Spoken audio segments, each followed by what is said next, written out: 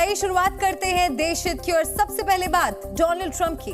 क्या Donald Trump America में jail जाने वाले पहले अमेरिकी राष्ट्रपति बनेंगे? ये सवाल इसलिए उठ रहे हैं क्योंकि अमेरिका में पहली बार कोई राष्ट्रपति क्रिमिनल कोर्ट में सरेंडर करने जा रहा है। आज तक किसी पूर्व राष्ट्रपति को अदालत या फिर जेल नहीं जाना पड़ा। ट्रंप ऐसा करने वाले पहले यूएस प्रेसिडेंट बनेंगे। ये रिपोर्ट देखिए।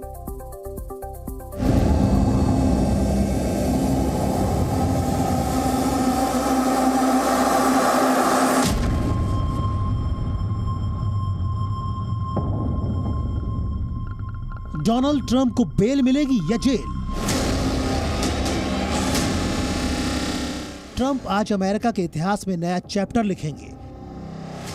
वो पहले पूर्व राष्ट्रपति होंगे जो आपराधिक आरोप का सामना करने के लिए किसी कोर्ट में पेश होंगे।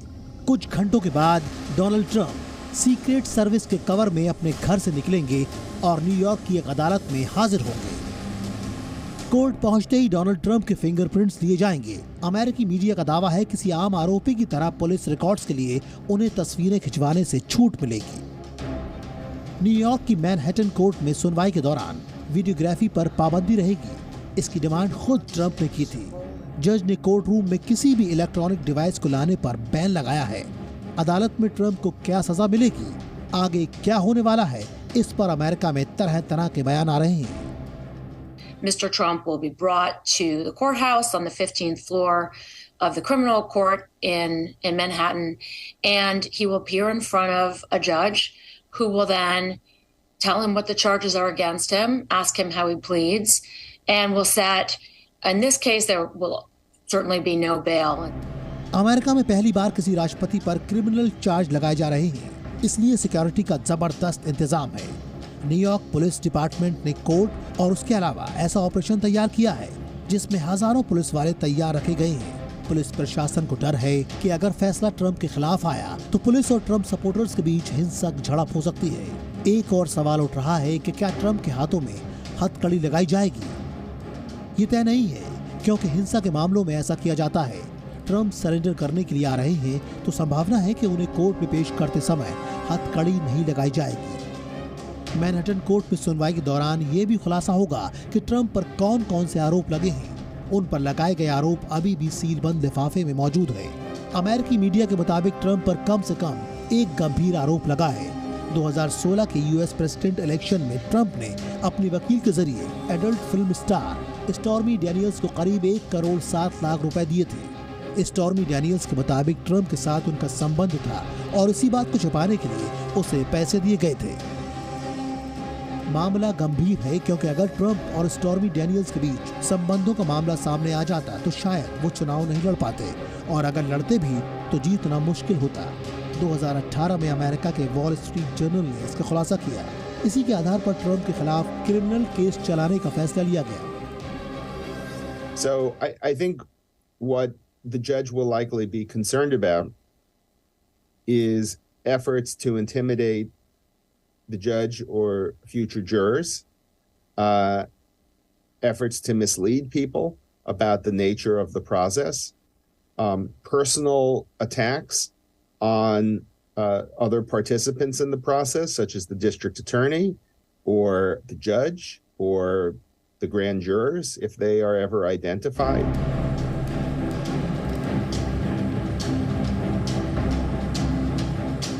अपनी जिंदगी के सबसे बड़े चैलेंज का सामना करने के बावजूद ट्रंप की शान और शौकत में कोई कमी नहीं है। डोनाल्ड ट्रंप फ्लोरिडा से अपने प्राइवेट जेट में सवार होकर सोमवार को न्यूयॉर्क पहुंचे। अमेरिकी राष्ट्रपति के ऑफिशियल जेट एयर फोर्स 1 की तर्ज पर ट्रंप के जेट का नाम है ट्रंप फोर्स 1। पहली बार ट्रंप मुश्किलों में फंसे हैं, पर फ्लोरिडा से विदाई के समय रास्ते में ट्रंप समर्थक बैनर पोस्टर के साथ मौजूद रहे। इन पोस्टर्स पर ट्रंप 2024 लिखा हुआ था। हालांकि अभी ये तय नहीं है कि ट्रंप 2024 में यूएस प्रेसिडेंट का इलेक्शन लड़ेंगे या नहीं। I just hope to see him come back. I hope to see him run for 2024 and become the president again. US media के मुताबिक अमेरिका में किसी पूर्व या वर्तमान राष्ट्रपति के खिलाफ कभी क्रिमिनल केस नहीं चला। इस पर कभी बहस भी नहीं हुई। न्यूयॉर्क में कानून के मुताबिक ट्रंप दोषी साबित होने के बाद भी चुनाव लड़ सकते हैं। यानी ट्रंप को दोबारा चुनाव लड़ने और इलेक्शन जीतकर अमेरिका का राष्ट्रपति बनने से नहीं रोका जा सकता। फिलहाल अमेरिका में यही सवाल ट्रेंड कर रहा है कि क्या मुकदमे के बाद भी चुनाव लड़कर ट्रंप एक और रिकॉर्ड बनाएंगे। ब्यूरो रिपोर्ट, जी मीडिया। तो आज रात 11:45 पर ट्रंप को अदालत में पेश किया जाएगा और अमेरिका के न्यूयॉर्क में ट्रंप के मुकदमे पर हमारी स्पेशल कवरेज लगातार जारी रहेगी। रूस के बॉर्डर पर अमेरिका और उसके दोस्तों ने ऐसा काम किया जिससे पुतिन का गुस्सा भड़क गया है। क्या यूक्रेन की तरह एक और वॉर फ्रंट खुलने वाला है? अगली स्पेशल रिपोर्ट में देखिए।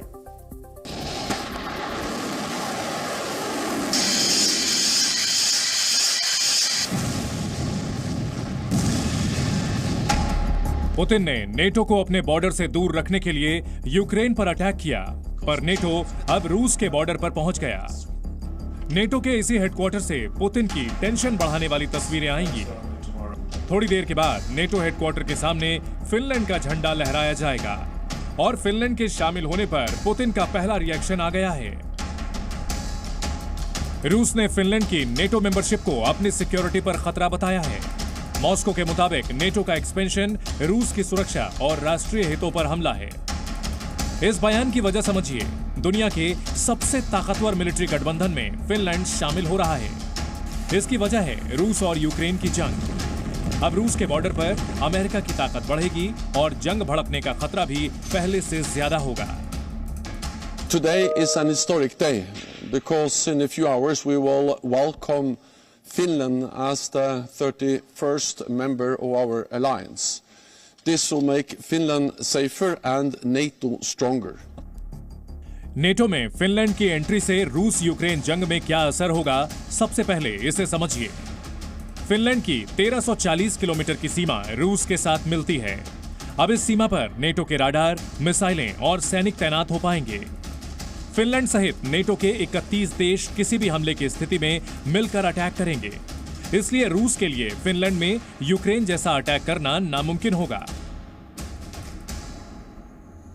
कुल मिलाकर रूस की सरहद पर नेटो का बॉर्डर पहले के मुकाबले दोगुना हो चुका है।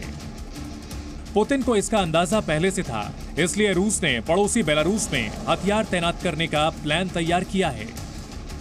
अब रूस की परमाणु मिसाइलें बेलारूस के पश्चिमी बॉर्डर पर तैनात होंगी। आसान शब्दों में कहें तो इन मिसाइलों का टारगेट यूरोप और अमेरिका है। पिछले 3 दशकों में पहली बार रूस के न्यूक्लियर वेपन किसी और देश में तैनात होंगे और पुतिन ने पिछले महीने ही इसकी वार्निंग दे दी थी। Уже помогли нашим белорусским коллегам переоборудовать их самолеты белорусских ВВС. 10 самолетов готовы для применения такого типа оружия. Первое. Мы уже передали в Беларусь наш известный, очень эффективный комплекс «Искандер». И он тоже может быть носителем. С 3 апреля приступаем к обучению экипажей. पुतिन ने यह क्लियर नहीं किया है कि वो कौन कौन सी मिसाइलें बेलारूस में तैनात करेंगे। पुतिन की सेना के पास लॉन्ग रेंज न्यूक्लियर अटैक करने वाली कई मिसाइलें हैं। रूस की सबसे खतरनाक मिसाइलों में एक है सरमत ICBM। यह मिसाइल 18,000 किलोमीटर तक अटैक कर सकती है और एक बार में 10 अलग अलग टारगेट पर हमला करने के लिए परमाणु बम ले जा सकती है। पुतिन सेना की हाइपरसोनिक मिसाइल किंझल भी बेलारूस से अटैक कर सकती है। करीब 12,000 किलोमीटर प्रति घंटे की रफ्तार से 2,000 किलोमीटर दूर तक अटैक करती है और इसको रोकना तकरीबन नामुमकिन है। इसे मार गिराने वाली मिसाइल अब तक किसी देश ने नहीं बनाई है। रूस की एक और घातक मिसाइल है RS-24 यार्स। 11,000 किलोमीटर तक जाकर हमला करने वाली इस मिसाइल की रफ्तार भी किसी से कम नहीं। ये 30 मिनट से भी कम में 11,000 किलोमीटर तक जा सकती है। पुतिन ने कितने हथियार रेडी किए हैं ये कोई नहीं जानता, पर इससे यूक्रेन वॉर जोन और फिनलैंड में युद्ध का टेम्परेचर जरूर हाई हो रहा है। ब्यूरो रिपोर्ट, जी मीडिया। पाकिस्तान में एक बार फिर मार्शल लॉ की आहट होने लगी है। पाकिस्तान की सरकार के बड़े बड़े मंत्री डरे हुए हैं और प्रधानमंत्री की रातों की नींद हराम हो चुकी है। आर्थिक संकट के बाद अब पाकिस्तान पर कौन सा नया संकट आया है, इस रिपोर्ट के जरिए समझिए।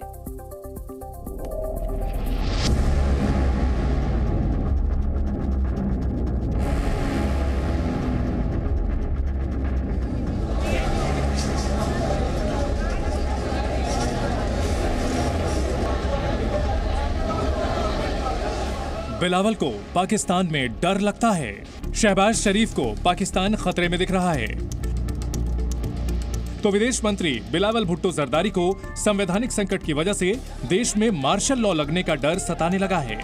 बिलावल के मुताबिक ऐसा तब हो सकता है जब सुप्रीम कोर्ट इमरान खान की पार्टी पीटीआई की याचिका पर सुनवाई के लिए बड़ी संवैधानिक बेंच नहीं बनाती। बिलावल भुट्टो का यह डर पाकिस्तान में उठे तूफान का संकेत दे रहा है। आर्थिक मोर्चे पर तो पहले ही पाकिस्तान घिरा हुआ है और अब सुप्रीम कोर्ट के फैसलों को लेकर भी सवाल उठने लगे हैं। अपने ही देश की अदालतों पर शहबाज की सरकार और उनके मंत्री इसलिए भी सवाल उठा रहे हैं क्योंकि तमाम कोशिशों के बाद भी इमरान खान की गिरफ्तारी नहीं हो पाई। आज भी कड़ी सुरक्षा के बीच इमरान खान को लाहौर की एंटी टेररिज्म कोर्ट में पेश किया गया। बुलेट प्रूफ शील्ड के साथ इमरान की कोर्ट में पेशी हुई और 3 मामलों में उन्हें जमानत भी मिल गई।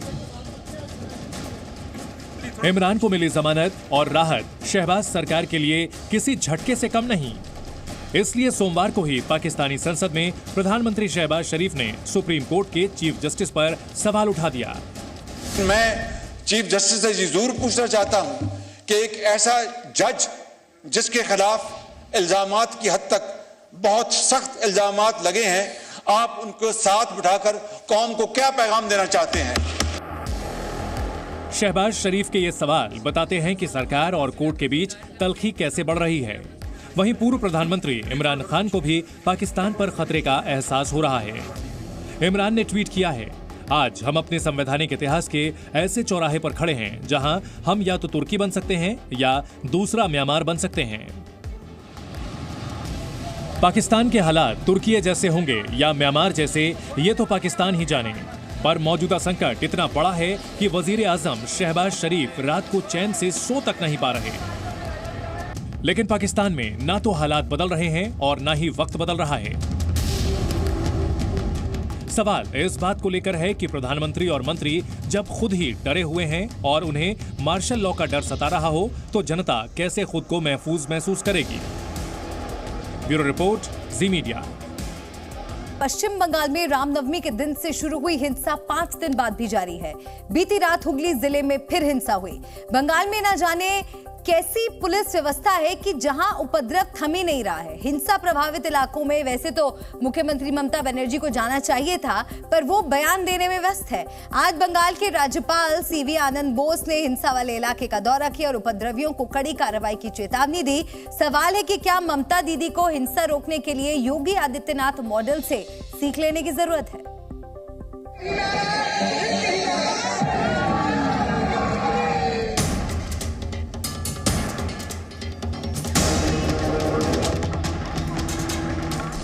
हावड़ा और हुगली में हिंसा को लेकर उठ रहे सवालों की तल्खी के बीच रिसड़ा में हुआ बवाल बंगाल के बिगड़े माहौल की सीरीज का सबसे नया हिस्सा है।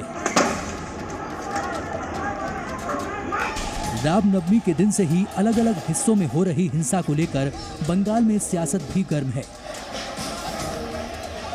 नारेबाजी के जरिए बीजेपी के नेताओं और कार्यकर्ताओं ने ममता सरकार के खिलाफ नाराजगी जताई। गुस्सा ममता सरकार के खिलाफ है और सवाल भी ममता बनर्जी से ही है। बंगाल बीजेपी के अध्यक्ष सुकांता मजूमदार लगातार दूसरे दिन हुगली में हिंसा प्रभावित इलाकों में जाने से रोके गए, जिसे लेकर सियासत तेज है। दंगाई निकलते हैं तब 144 नहीं रहता।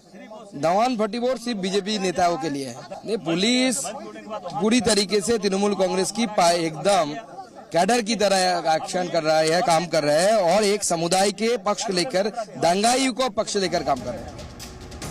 बीजेपी की नाराजगी बंगाल में हो रही हिंसा के साथ साथ ममता सरकार के रवैये को लेकर भी है, लेकिन ममता बनर्जी बंगाल की संस्कृति का हवाला देकर दंगों के मुद्दे पर बीजेपी को घेर रही हैं। সারাক্ষণ আমাকে পড়ে থাকতে হয় কখন বিজেপি গিয়ে কোথায় দাঙ্গা করবে। দাঙ্গা করাটা বাংলার সংস্কৃতি নয়, দাঙ্গা আমরা করি না। বিজেপির লোকেরা আজকে পারে না, তাই দাঙ্গা করবার জন্য বাইরের গুন্ডাদের ভাড়া করে নিয়ে আসে।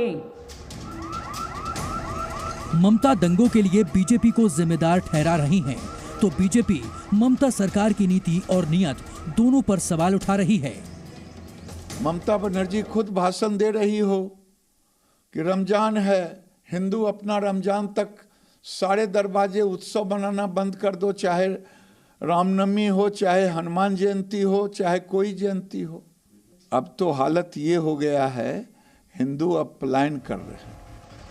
बंगाल में हिंदुओं पर खतरे की बात बीजेपी लगातार कर रही है और इसी मुद्दे को लेकर ममता सरकार को घेरा भी जा रहा है। राजनीति के इसी रण के बीच रामनवमी के दिन हावड़ा में हुई हिंसा के मामले में बिहार के मुंगेर के एक आरोपी को गिरफ्तार किया गया है। इसे लेकर भी टीएमसी अब बीजेपी पर निशाना साध रही है। आज सुमित साव ने अपना बयान दिया है और अपने अपराध को स्वीकार किया है। अब भारतीय जनता पार्टी क्या कहती है? हिंसा पर सवाल पूछने में कोई पीछे नहीं है। केंद्र और राज्य आमने सामने आ चुके हैं। इस बीच पश्चिम बंगाल के राज्यपाल सीवी आनंद बोस ने रिसड़ा का दौरा किया और हालात का जायजा लिया। We will never allow the forces of darkness, the birds of night, the predators on the freedom of the ordinary man to take society to ransom. We will take strict action against the wrongdoers. दंगाई कौन है और किसके इशारे पर बंगाल में माहौल बिगाड़ा गया, इसे लेकर सवाल उठ रहे हैं। इन सवालों का जवाब मिलने से पहले पूरा मामला अब तुष्टीकरण की राजनीति का रंग ले चुका है। রামনবমীর মিছিল রামের নাম বদনাম করবার জন্য বুলডোজার নিয়ে ঢুকেছে হাওড়ায়, ট্র্যাক্টর নিয়ে ঢুকেছে, ট্রেকার নিয়ে ঢুকেছে, পেট্রোল মশলা নিয়ে ঢুকেছে, বন্দুক নিয়ে ঢুকেছে। Z News।